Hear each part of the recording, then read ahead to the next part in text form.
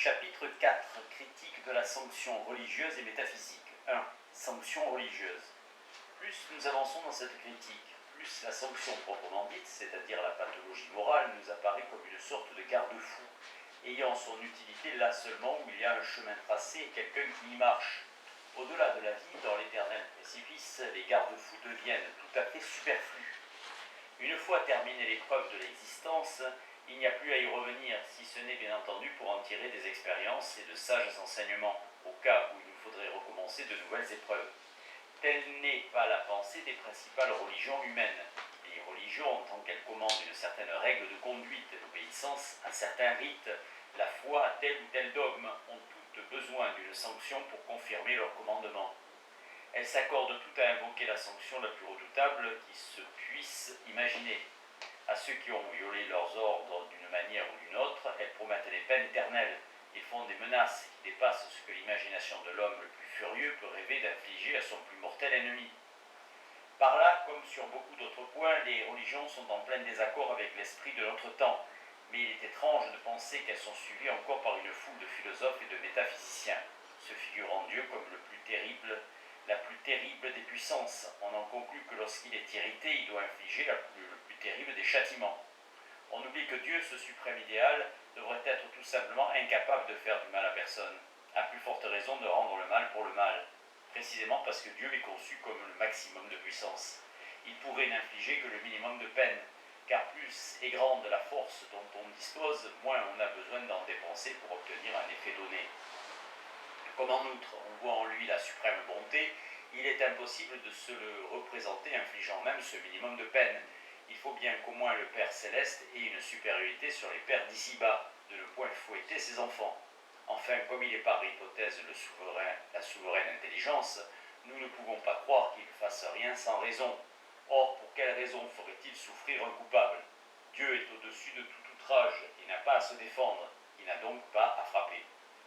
Les religions sont toujours portées à se représenter l'homme méchant comme un titan engageant une lutte contre Dieu même. Jupiter, une fois vainqueur, il est tout naturel qu'il prenne désormais ses sûretés et écrase son adversaire sous une montagne. Mais c'est se faire de Dieu une étrange idée que de se figurer qu'il pourrait ainsi lutter matériellement avec les coupables, sans perdre de sa majesté et de sa sainteté. Du moment où la loi morale personnifiée entreprend ainsi une lutte physique avec les coupables, elle perd précisément son caractère de loi. Elle s'abaisse jusqu'à eux, elle déchoit. Un Dieu ne peut pas lutter avec un homme, il s'expose à être terrassé comme l'ange par Jacob. Ou bien cette loi vivante est la toute-puissance, et alors nous ne pouvons pas véritablement l'offenser, mais aussi il ne doit pas nous punir. Ou nous pouvons réellement l'offenser, mais alors nous pouvons quelque chose sur lui. Il n'est pas la toute-puissance, il n'est pas l'absolu, il n'est pas Dieu.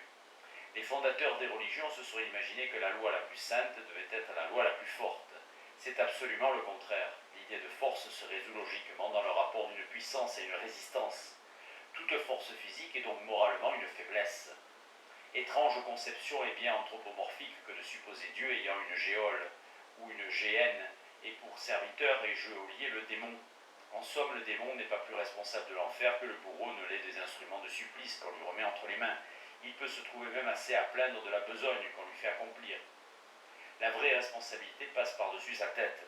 Il n'est que l'exécuteur des hautes œuvres divines, et un philosophe pourrait soutenir, non sans vraisemblance, que le vrai démon ici, c'est Dieu. Si une loi humaine, si une loi civile ne peut se passer de sanctions physiques, c'est, nous l'avons vu, en tant qu'elle est civique et humaine. Il n'en est pas ainsi de la loi morale, qui est supposée ne protéger qu'un principe, et qu'on se représente comme immuable, éternel, impassible en quelque sorte. On ne peut être passible devant une loi impassible. La force ne pouvant rien contre elle, elle n'a pas besoin de lui répondre par la force. Celui qui croit avoir renversé la loi morale doit la retrouver toujours debout en face de lui, comme Hercule voyait sans cesse se relever sous son étreinte le géant qu'il s'imaginait avoir terrassé pour jamais. Être éternel, voilà la seule vengeance possible du bien à l'égard de ceux qui le violent. Si Dieu avait créé des volontés d'une nature assez perverse pour lui être indéfiniment contraire, il serait réduit en face d'elle à l'impuissance. Il ne pourrait que les plaindre, et se plaindre lui-même de les avoir faites. Son devoir ne serait pas de les frapper, mais d'alléger le plus possible leur malheur, de se montrer d'autant plus doux et meilleur qu'elles seraient pires. Les damnés, s'ils étaient vraiment inguérissables, auraient en somme plus besoin des délices du ciel que des élus eux-mêmes. De deux choses l'une, ou les coupables peuvent être ramenés au bien, Alors l'enfer prétendu ne serait pas autre chose qu'une immense école où l'on tâchera de dessiller les yeux de tous les réprouvés et de les faire remonter le plus rapidement au ciel, où les coupables sont incorrigibles comme des maniaques inguérissables, ce qui est absurde, alors ils seront aussi éternellement à plaindre et une bonté suprême devra tâcher de compenser leur misère par tous les moyens imaginables, par la somme de tous les bonheurs sensibles. De quelque façon qu'on l'entende, le dogme de l'enfer apparaît ainsi comme le contraire même de la vérité. On reste en damnant une âme, c'est-à-dire en la chassant pour jamais de sa présence, ou en termes moins mystiques, en l'excluant pour jamais de la vérité, Dieu s'excluerait lui-même de cette âme, limiterait lui-même sa puissance, et pour tout dire, se damnerait aussi dans une certaine mesure. La peine du dam retombe sur celui-même qui l'inflige. Quant à la peine du sens que les théologiens en distinguent, elle est évidemment bien plus insoutenable encore, même si on la prend à un sens métaphorique. Au lieu de damner, Dieu ne peut qu'appeler éternellement à lui ceux qui s'en sont écartés. C'est surtout pour les coupables qu'il faudrait dire avec Michel-Ange que Dieu ouvre tout grand ses deux bras sur la croix symbolique. Nous nous le représentons comme regardant tout de trop pour qu'à ses yeux les réprouvés soient jamais autre chose que des malheureux. Or les malheureux ne doivent-ils pas être, en tant que tels, sinon sous les autres rapports, les préférés de la bonté infinie. 2. Sanction d'amour et de fraternité. Jusqu'ici, nous avons considéré comme liés les deux aspects de la sanction, châtiment et récompense. Mais peut-être est-il possible de les considérer à part l'un de l'autre. Certains philosophes, par exemple, semblent disposés à rejeter la récompense proprement dite, et le droit à la récompense pour n'admettre comme légitime que le châtiment. Nous admettons sans hésiter la maxime stoïcienne. La vertu est à elle-même sa propre récompense.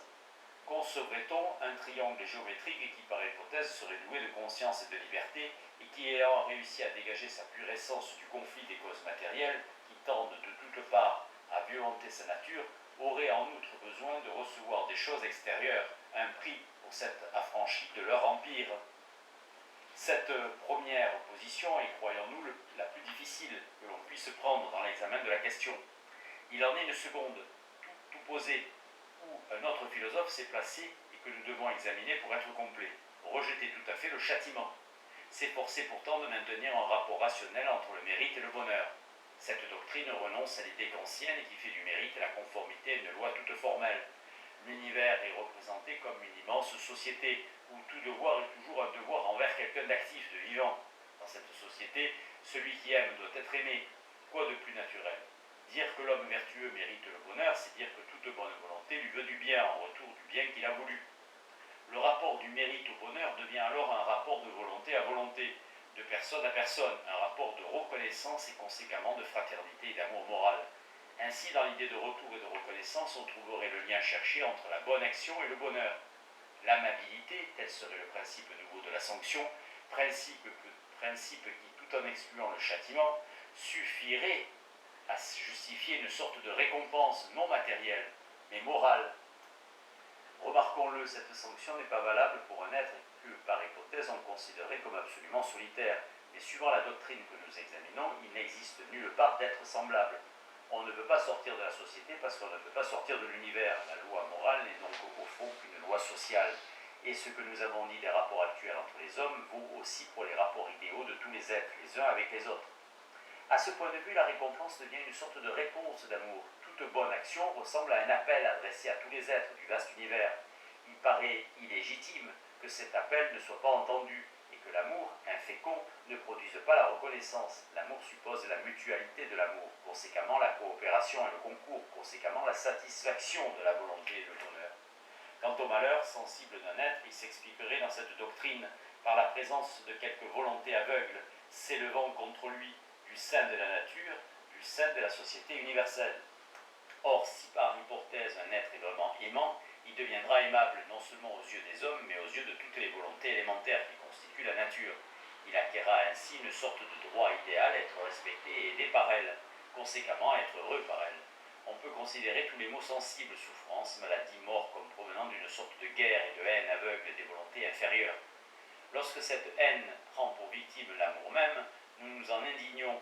Quoi de plus juste ? Si l'amour d'autrui ne doit être payé qu'avec de l'amour, nous avons du moins la conscience qu'il doit l'être avec celui de la nature tout entière, non pas seulement avec celui de tel ou tel individu. Cet amour de la nature, ainsi universalisé, deviendra pour celui qui en est l'objet le bonheur, y compris même le bonheur sensible. Le lien entre la bonne volonté et le bonheur que nous voulions briser sera de nouveau réétabli. Cette hypothèse, nous en convenons, est la seule et dernière ressource pour justifier métaphysiquement le sentiment empirique d'indignation que produit en nous le mal sensible lorsqu'il accompagne la bonne volonté. Seulement, remarquons bien ce qu'enveloppe l'hypothèse. Il faut en venir dans cette doctrine à admettre sans preuve que toutes les volontés qui constituent la nature sont d'essence et de direction analogues, de manière à converger vers le même point. Si le bien que poursuit par exemple une société des loups était dans le fond des choses aussi différentes du bien poursuivi par la société humaine et qu'il semble l'être en apparence, la bonté d'un homme n'aurait rationnellement rien de respectable pour celle d'un loup, ni celle d'un loup pour un homme. Il faut donc compléter l'hypothèse précédente par cette autre bien séduisante et bien hasardeuse que nous avons d'ailleurs exprimée nous-mêmes comme possible. À l'évolution extérieure dont les formes sont si variables, ne correspondrait-il pas une tendance, une aspiration intérieure éternellement la même et travaillant tous les êtres? N'y aurait-il pas en eux une connexion de tendances et d'efforts analogues et la connexion anatomique signalée par Saint-Hilaire dans les organismes? Guyot fait allusion au principe d'unité de composition organique avancé par le grand naturaliste français Étienne Geoffroy Saint-Hilaire, 1772-1844. Selon ce principe, un même plan d'organisation serait commun à tous les êtres, bien qu'il s'accompagne de nombreuses variations dans le développement et la balance des organes. Dès lors, une anatomie philosophique peut se donner pour objet les analogies entre les organismes. Les travaux classificatoires de Geoffroy Saint-Hilaire et son invention de la tératologie, ou science des monstres, doivent beaucoup à cette orientation audacieuse dont les développements suscitèrent le désaccord de son ami Cuvier.